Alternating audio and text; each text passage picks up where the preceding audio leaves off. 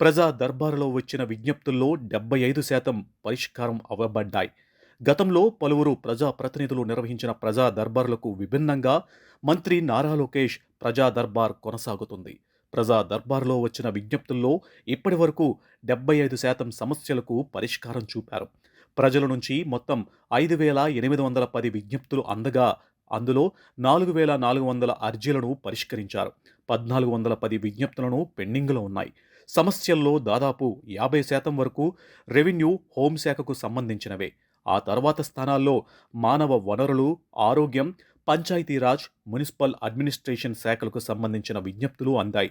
భూ వివాదాలకు సంబంధించి 1,585 విజ్ఞప్తులు అందగా అందులో 1,170 సమస్యలను పరిష్కరించారు. 415 అర్జీలు పెండింగ్లో ఉన్నాయి. హోంశాఖకు సంబంధించి 1,276 విజ్ఞప్తులు రాగా 1,158 విజ్ఞప్తులను పరిష్కరించారు. 118 విజ్ఞప్తులు పెండింగ్లో ఉన్నాయి.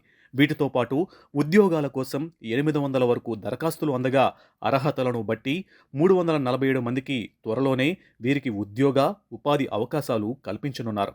పెన్షన్ కోసం 350 దరఖాస్తులు అందాయి. ఆదా రిపీట్ ఆయా సమస్యలకు కూడా త్వరలోనే పరిష్కారం చూపనున్నారు మంత్రి నారా లోకేష్.